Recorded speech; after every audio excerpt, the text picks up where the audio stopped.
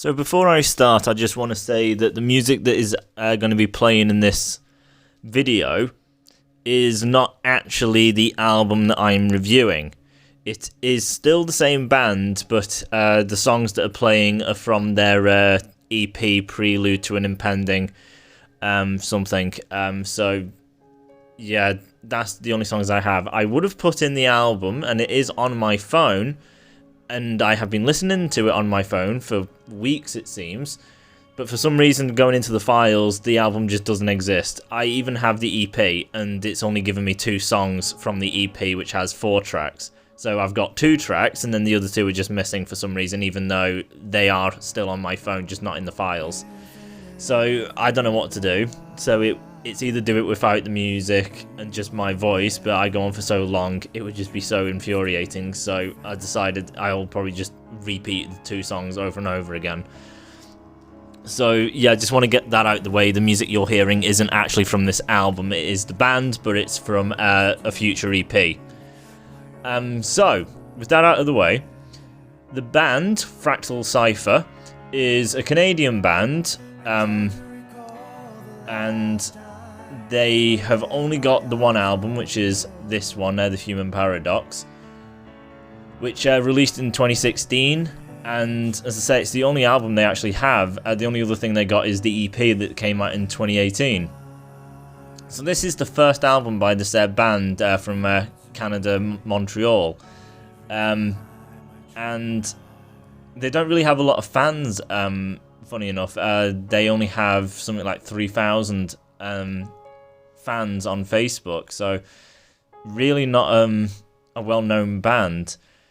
The album has 9 tracks, which some people just saying 9 tracks may actually think that's not really a lot. A typical album, you're looking around 11 to 12. Yet funny enough, the album is actually 1 hour 5 minutes long. So if you take 9 tracks and then kind of try and figure out where would that kind of sit with the 1 hour 5 minute in song lengths, then the conclusion is basically these songs are very long. The shortest song on this album is actually 5 minutes 28. That's as short as they bloody get. And hell, most mainstream metal acts and things can't even get to 5 minutes 28. Which means that song is longer than every track on most albums of typical metal. It is absolutely ridiculous. Their longest song is 8 minutes 32 seconds. But most of them are like around 6, 7, as I say, up to 8. It's amazing. So, as I said, I've actually been listening to this band for a while now, actually every single day, sometimes multiple times a day, just this album, just constantly listening to it, trying to figure it out, because, as I say, the song's very long and there's a lot to get through. So, what genre is this? It's basically just typical metal. If you really want to put a twist on it, you can kind of say maybe it's progressive, but I would just say it's just a good old-fashioned kind of metal, not old-fashioned as in it kind of sounds like, you know, the traditional 80s stuff. But yeah, it's just good old metal. There's a lot of technicality to it. It is kind of progressive, as the songs do change as they keep going and everything, and each song is different and things like that. So my overall thoughts on this album, I do rather like it. So, for those who don't know about me and my channel, I started this YouTube channel mostly because when I watch YouTube videos of people doing album reviews, I get quite irritated, and that's mostly because if there's an album you like and you go and see a review on it on YouTube, they'll give it a lot of praise, and you like the album as well, so you actually like that, they like the album as well. When you go through their other videos to albums you just absolutely despise, most people despise it, they won't say anything bad on it, because it's bad, like, advertising. If you like everything, you please all the fans. So then because most of the people who go to watch reviews, I guess, are just people who want to see a review of an album they like, not an album they really dislike. So it gets them all the clicks and all the views. So I find that people's opinions are therefore not valid. You can't take them seriously because they like on everything. And even people who do give bad reviews do still tend to be really complacent when it comes to doing their reviews. They just don't seem overly strict. So that's the reason I've come out. So my channel is strict, although it doesn't look like it, because I do tend to review albums I actually like because I want to listen to stuff I like, not constantly barrage myself with crap in order to review it. I do it from time to time, but most of the time it is albums that is worth a listen. But still, my score, I do scores out of 10, and I've only technically actually given two albums, I think, a 10 out of 10. I could be wrong, but I think one is City of Evil by Avenged Sevenfold, and the second is The Stage by Avenged Sevenfold. So they're the only two 10s out of 10s I believe I've ever done on my channel. And yeah, both of them are Avenged Sevenfold. Avenged Sevenfold are my favourite band, so people say, well, you're being biased, but they're my favourite band because I think they're that great, so of course I'm going to think that their album's that good. I'm not going to give them a 6 and say they're my favourite band, because why would they be my favourite band if the score's that bloody low? But the reason I give Avenged Sevenfold so much love and appreciation is the fact that Avenged Sevenfold always do something new. Metal these days is absolutely filled to the brim of thousands of musicians trying to play metal, and the issue with it is they are all carbon copies, they're all clones. It'll be a band that likes a different band, and then they'll come out and just recycle what they do. Like, I like this band, I'll just copy them, and so many bands do that. Or there is the typical kind of structure. So if you're doing power metal, the typical structure is to be very, very fast and technical, have a very high-pitched singer and kind of sound to you, and then sing about, you know, kind of like swords and dragons and things that are absolutely ridiculous and pathetic and silly.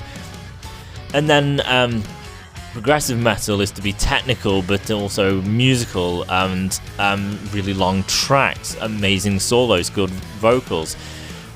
Thrash metal, very heavy, not great vocals. So you have structures, and bands also follow simple structures of just do the intro, the verse and the chorus. Avenged Sevenfold don't do that. Avenged Sevenfold seem to always create something new. If you look at all their catalogues, it's not basically all albums sound the same. You can listen to a song and know exactly what album it is in, because each album has a theme to it, a sound, and each track shifts and changes. The songs are long, they're technical. Sinister Gates, for one, he is always doing something vastly interesting throughout the song. So most bands in the verse, it's basically, okay, we're doing the song and we need to have a rhythm and something that sounds catchy. So they'll just play some kind of power chord or something, just keep the rhythm going, and just do chugs for the sake of chugs because it sounds heavy and hell yeah. And it's just insanely boring. Sinister Gates does real technical stuff. He does something really musical. He's always doing leads throughout the entire song, so there is always something interesting happening.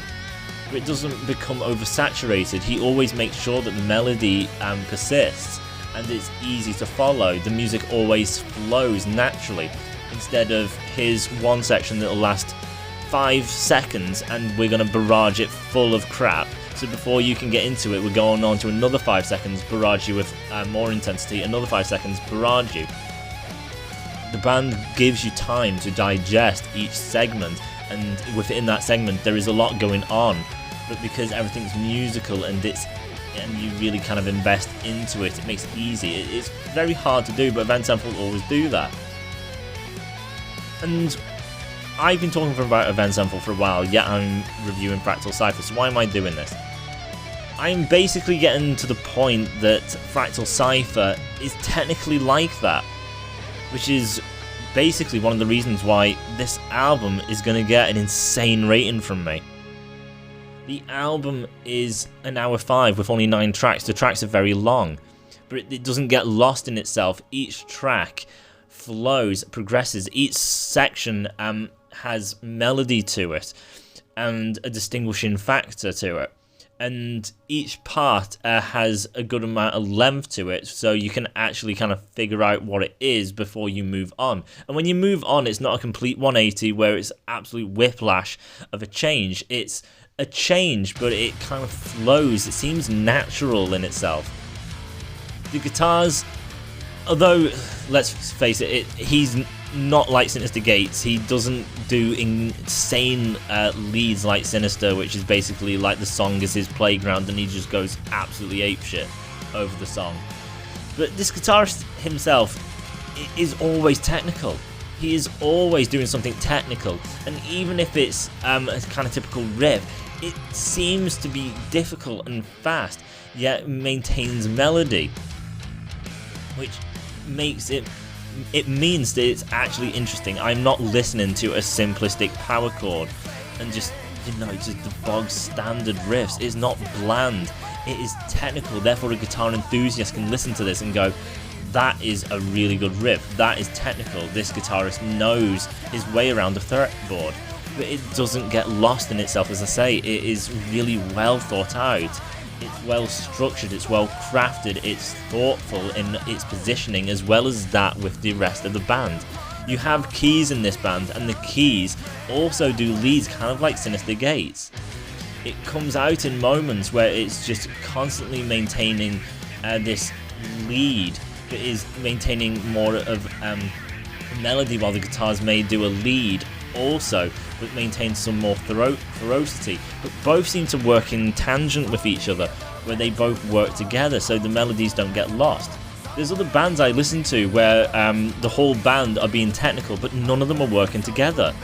So there was one band where the guitars were just absolutely ferocious, unbelievably fast, and then the piano was doing something classical. And that does not mix at all. It can if you do it right with certain timing, so you can distinguish each section. But if it's just pure intense speed constantly from the guitar and classic from the piano all the time, it's hard to separate. You can do intense guitar with melodic classical keys if you time each section right, so you can actually distinguish and each person is separate. It's difficult, but it is doable, and this band does it.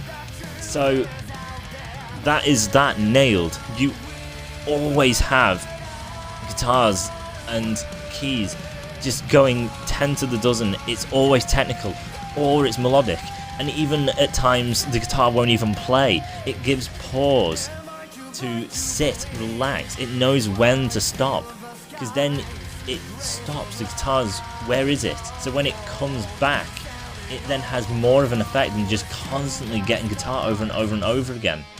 He knows how to structure and write a song, and it's brilliant, and he works with the band in tangents. The keys and the guitar are in perfect unison together throughout these tracks. And as I say, the songs are long, therefore the structure and the flow always persist.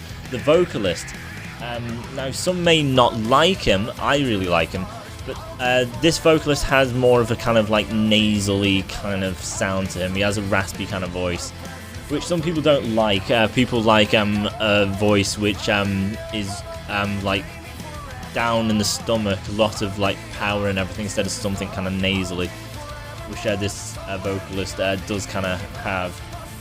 But I don't really care. I don't mind as long as the voice is good.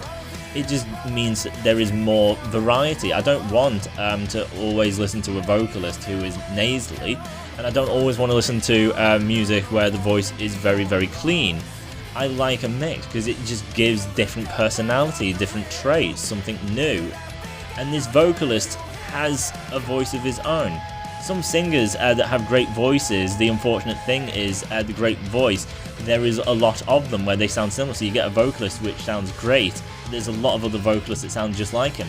Fractal Cypher has a great vocalist, but he has his own sound to him. He has a unique voice. This gives the band a uniqueness to it, along with, the well-crafted songs. and the technicality that is always persistent through technical melodies to technical fast playing, and then structures. It's just really all fitted together. The drums, even they have amazing fills. Sometimes it's just keeping the rhythm going, but then sometimes it does this great fill, and it just gives you more to listen to. And as I say, it's timed. He's not constantly doing fills because it would just become just overwhelming. He takes his time. He positions it where the rest of the band also will open up to fit that in. So everything is well structured. It's not over the top. So the band seem to kind of nail the structure, the writing, the musicianship, the unisons, the vocals. Everything seems nailed. If we're going into tracks, how do they all work? So starting off, the first track, Lost, at 8 minutes 23 seconds. It starts off sounding kind of Arabic, which is kind of weird, seeing that it's a Canadian band. But when the band actually kind of come in, it's heavy riff, and then into a key solo. Immediately out the bat, just a key solo. It has the build. It's not just bombastic out the gate. It has build of the anticipation. You got that, as I say, Arabic, like a Latin kind of sound. You don't know what the band sounds like yet. And then it comes out the gates with the heavy riff and a key solo. The keyboard is showing its talent immediately. What it's doing, the technical abilities, it is showing what the band is capable of. Then it goes into a guitar solo. Off the bat, you haven't even got to the verse and you've had a key and guitar solo. And after the guitar solo, you get another key solo. 3 solos on the first track before the chorus, the verse even kicks in. It is insane. They just hit you with, we are talented musicians. It's basically like, sit down and we're gonna fucking show you what the hell we're made of. And they do it in the first track, in the first intro. They show you how bloody phenomenal they are. It is incredible. And you still actually get the solo in the traditional place of where you position a solo. So overall, you've got like 4 bloody solos in this track. Insane. Absolutely insane. And it's technical, it's long, it's incredible. As for the song itself, when the vocalist comes in, it takes more of a kind of melodic, I don't say melodic, but a kind of calmer approach. So from the intensity of what that intro gave when you kind of come into your verse here, it slows it down a little bit. It kind of opens up a little bit to kind of breathe. But then the chorus then shifts, and then it gets faster. And then you get pre-chorus and then chorus. So already, there's so many layers. You've got the intro effect, then 3 solos that are all different because they're solos. Then you've got the calm verse beginning. Then it gets heavier. Then it slows down again. All before you even get to the chorus. There is so much given before the first chorus. There's so much given before the verse kicks in. The band is showing so many variations, so much, such well structure in the fact that all of it flows together so perfectly and in unison. And it doesn't bombard you. You don't get lost. It's not confusing. You can follow all of this. Yet you still got something like 8 different sections of this song before you reach the chorus. It blows my mind. Just the technical ability, the structure in the songwriting. It's like this band has spent years of training 24 hours a day since they were born to do this. It is incredible. I've not seen anything like it. The closest is obviously Avenged Sevenfold that do it better, but I've never seen anyone get anywhere close to Avenged Sevenfold, and fractal cypher get close. Then the only other kind of big shift, which is, let's go to a negative now, is the bridge section. The bridge section, the singer decides to scream. I personally don't like this. I know a lot of people are okay with screaming. I, for one, am not. I don't find it musical. I don't find it pleasant to my ears just to get screamo. It's not musical. It doesn't have any real melody to it. I can't really distinguish what is being said, so I can't actually understand the lyrics. So I don't like it. But to play along with the idea of it, as I said, the track is going through so many things, and the album goes through so many things, and we haven't even got out of track 1. So technically the bridge, it is something new. Screamo is a thing, and it is a new thing. Therefore, again, it's kind of showing all of the areas of what Fractal Cypher can do. They can do this, and a bit of that, and a bit of this, and a bit of this. They are showing the spectrum of their musicality all within this song. So, yeah, they can scream, and they show that in the first track, showing everything they're capable of. As I say, I don't like it, and I've explained why, but in a critique way, I also can see the reason for it, but I would prefer it not to be there unless in small dosages to kind of give like an effect or a mood. So like just a scream or a word or something, just kind of give a mood, an effect or something. But as a big kind of chunk, no, I don't like that. And then the solo, you know, the proper one in the main section, is purely just guitar, and is technically short. It's great. It's a great solo and everything. But I believe it's short just because you've gotten so much in that intro of leadmanship and everything, as well as, you know, kind of throughout the tracks, because all the kind of riffs, as I say, are quite fast and have technicalities and little kind of thrills and leads thrown in and out along with the keys that maintain melody between each other to kind of make sure melody is always incorporated along with something very interesting to listen to with, you know, the technicalities and just the way they structure things. So there is always something to listen to, but you don't, you know, get like tired out, you don't get exhausted from it. So that's the reason why I believe it's kind of short, because it's already given so much. The song actually ends on piano. It just like clean, isolated kind of keys, and it's fairly nice. I like the way how the song starts with the Latin vibe, intensity, and then the huge song with so much going on, so much to show, and then it ends on like a whisper. It's incredible. Just it starts and it ends in two completely separate ways. Intensity, the leadmanship to just simple, calm piano. And then going into the next song, Endless Circle, which is 6 minutes 25 seconds. This is actually more upbeat, and therefore more of an enjoyable song, just because it just has that kind of beat to it. I wouldn't say it goes as far as to kind of have like a bluesy kind of jazz feel about it.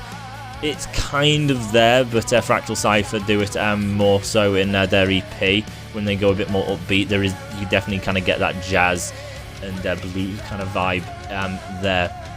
Endless Circle, as I say, it is not exactly that, but it does have a groove to it, so it is in essence there, but it's quite slight. It is still technically metal, but yeah, more upbeat and fast. It definitely really has a groove to it. Like, you can tell where the beat is so easily, and the vocalist working in unison with the melody of the music and everything, so everything just has the beat going. And then the guitars being the kind of heavy and everything with the good like leads and everything, and how good the riff sounds. The solo, again, you kind of start with actually I'm not sure how it starts. I don't know if it's keys or guitar, but it does do both. So you do get keys and guitar, and then in between the two sections you get this really nice kind of sounding lead just to break them apart. And again, it just kind of shows a great musicianship. Just take a bit of a pause, a bit of a breather, but this breather in itself, it's not a solo, but it sounds good enough to be one because it just has such a good sound to it. Because they know melody, they know how to play, and therefore, again, nailed. Track 3, Shining a While. This is 8 minutes 5 seconds, and this is actually a melodic track. So starting with piano, and that is all that's really there. I don't know if there's really faint violins or something, but it is basically vocalist and piano. That is the kind of front and center here. And the vocalist actually shows that he can actually do clean vocals, not scream, as I say. He had a nasal sound. So in the previous 2 tracks, he does sound very nasally in his vocal work. But in Shining a While, in this clean section at least, there is no nasal to him. His voice is 100% clean. So it shows he can do both. So he's not all nasal, it's not that. He can be clean and very, very good. So he does both. But yeah, Shining a While, because it's the piano and then the clean voice, it gives something new. It's a complete change of pace from, you know, the big long tracks with all the crap that's been going on. And the piano just keeps kind of going. It takes a while for it to then break into something more, which obviously is just more up-tempo. Guitar comes in and everything, which is the traditional thing to do. But it's just a nice segment and a change of pace. And hearing the vocalist in a different kind of area with obviously a bit of change to his voice from nasal to clean. And then hearing the piano and how nice it sounds. And then the guitar comes in, giving it a bit more kind of a lift and everything. And then the solo, beautiful solo, nice and slow, takes its time. And then the next track, Prison Planet, this is 5 minutes 28, so this is technically the shortest song. And therefore it does kind of actually seem the most straightforward because of it. That is just the way it is, it does sound the most straightforward. But then it's just a real easy and nice song. So going from the melodic into Prison Planet, obviously it kind of comes in heavy and hard again. When you get to the verse, it cuts out, so the vocalist is kind of left alone, the guitar kind of comes in and out. And again, it's just a fantastic track. The solo is brilliant. A bit short actually, I always found with Prison Planet. Every time I listen to it, I just keep thinking, is there actually one solo or is there a second one? But no, it is just the one solo and it is quite short. Which I just find so weird, just because they have the keys and the guitar and there's just been so much. I just find it weird that Prison Planet, the solo just kind of comes and goes. Because when I say the guitarist is good, I mean the guy is bloody phenomenal. He is really, really good. So I find that weird. So overall, it's a nice track. It's got the heaviness as well as the calm moments, and I really like that unison because it's like a roller coaster. It has its ups and downs instead of just always being the level, you know, like monotone. Why would you want monotone? You want highs and lows. You want all of it. And Prison Planet does that very well. Imminent Extinction, track 5. This track is 6 minutes 29, and technically this should be the worst track on the album because this track is very heavy, and when you get to your first verse, it's screamed. For the most part, because as I say, these things go on for a long time before they actually hit the bloody chorus. So verses can go on for minutes. So basically, as I say, there is a big chunk. It's not the whole verse, but a big chunk of it is screamed. And it's so deep and mumbled, I can't understand what the hell he's saying. There is no musicality to his voice, no melody, there is zero. And because of what he's doing, the band also tries to back it up, playing along with the screams. Therefore, there's again a lack of musicality to it. And yeah, that's a damn shame. It really is. But nevertheless, eventually he does stop, And for the rest of the song, it doesn't really return. It does. So when it goes into the first chorus before it kicks in, he lets out a ha, you know, kind of just scream. And then every now and then he just kind of screams imminent extinction. And that is it. So just imminent extinction, you know, kind of crap. So I don't mind that. That is perfectly fine. I don't care if just every now and again just imminent extinction and then going into incredible melodies. Because it's barely anything. As I say, it's just like an accent, just a little kind of tweak, a little nuance of something new and different. And because it's not a great sound, you don't want to oversaturate it, which is what Screamo is. And what the chorus did, it is way too oversaturated, it's too much. It's not musical, it's not nice, it's not pleasant. So just the imminent extinction, it just gives a little nuance, a little tweak to the overall song. Again, I would prefer it to just not be there in the slightest, but I don't care. So as I say, because there's such a huge chunk and everything, technically this should be my worst track, but I'm not sure. It's a fantastic track, and that is mostly because getting out of that bloody verse, it's not the whole verse, and the song is 6 minutes 29. Therefore, the entire rest of the song is phenomenal. The chorus, it's so nice, just the melody of it. Just the way the vocals kind of just sing and just like velvet over the kind of like music is just incredible. His voice works so well. And he puts so much kind of character into it and everything. He is part of the songs. He puts himself into these things. You can tell he's not just singing, he's putting himself into this. Like, his personality just comes through in this stuff. So you can kind of feel him as he sings this chorus, and as I say, it's melodic, it's got kind of melody to it. It's one of the actual stronger choruses, actually, I think.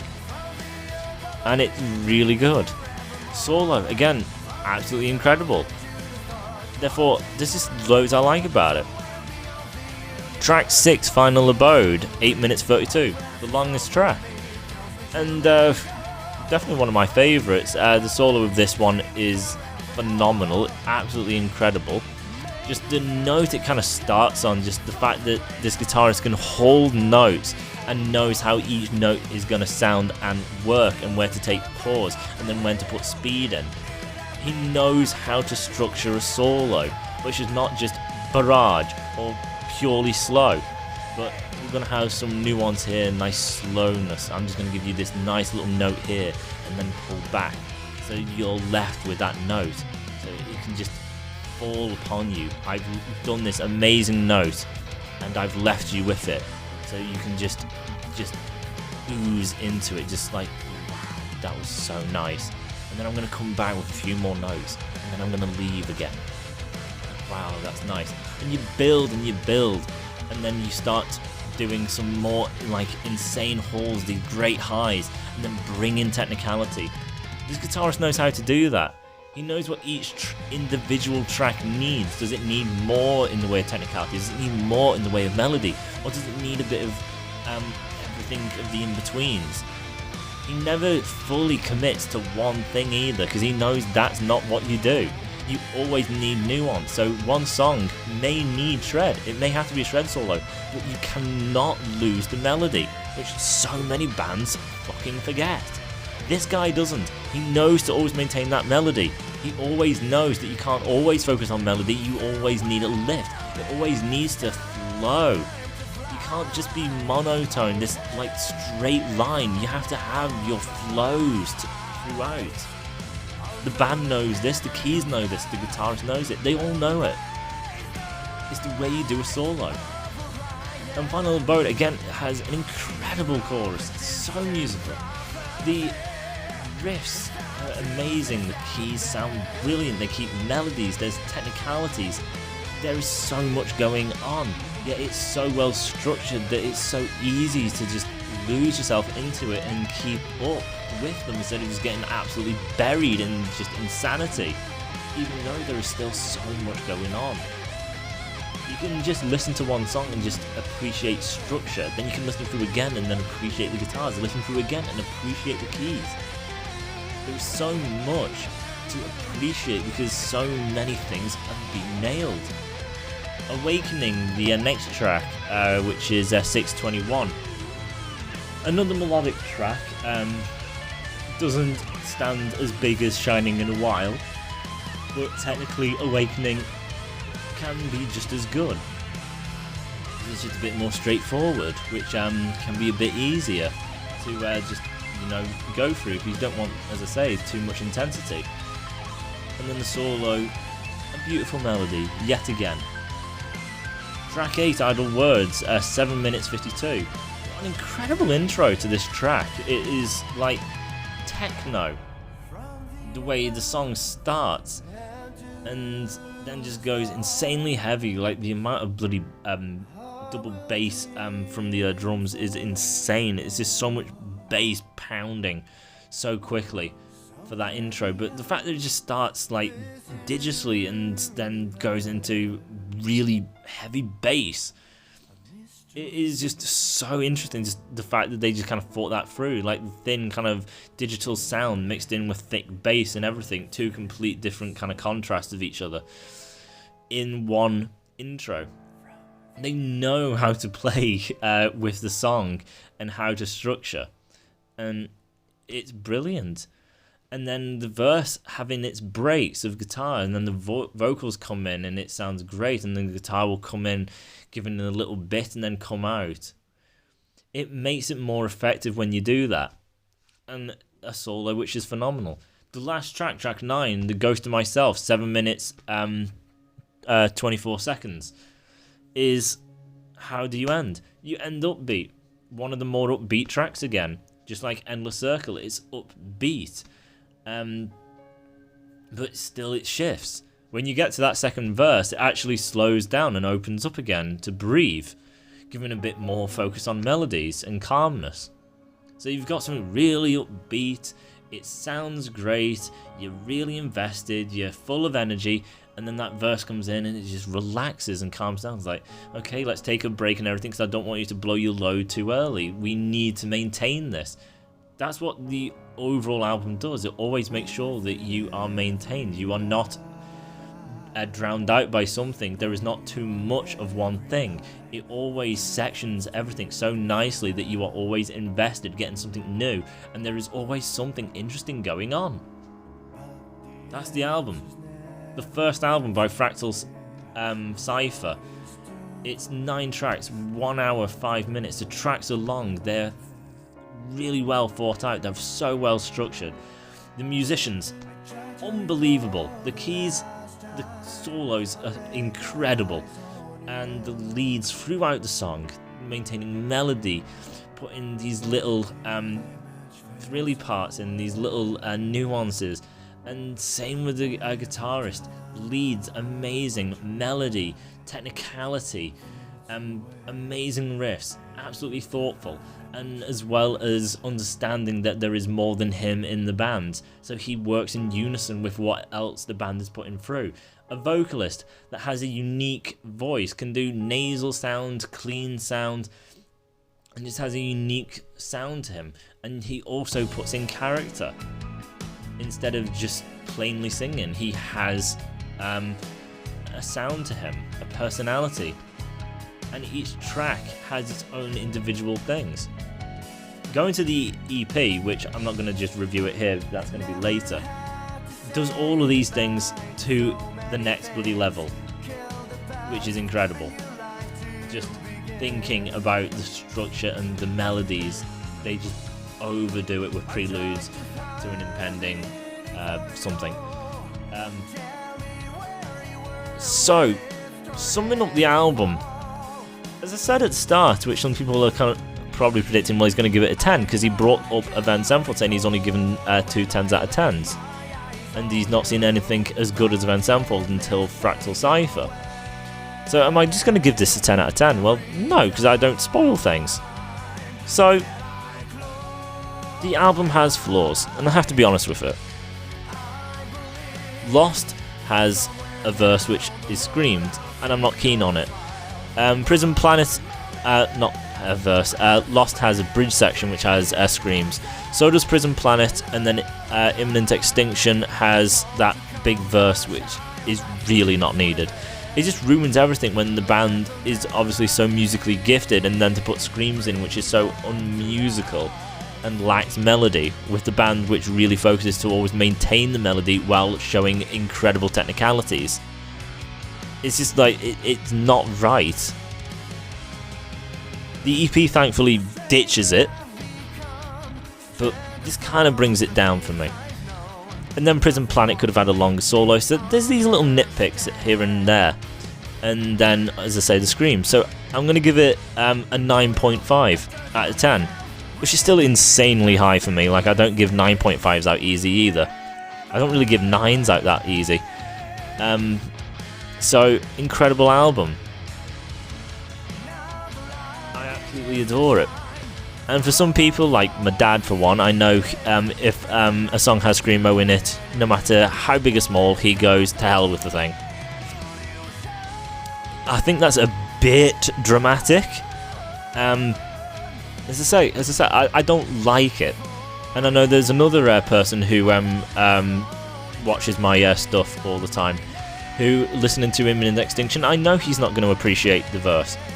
But if he listens to the entire album, I think he will, also with me, say that it would be an insult to the album and the band to really, really, really hold that against them. The amount of time, the talent, the musicianship, and just how amazing this piece of work they have given to us to listen to. I just think it would be an absolute slap in the face to actually hold that against them to that extent. So I'm only taking off 0.5 just because of them small things. The rest of it is just nailed. Like, sometimes doing these reviews, I say what I want added. I can't. The songs are brilliant. Prelude to an Impending whatever.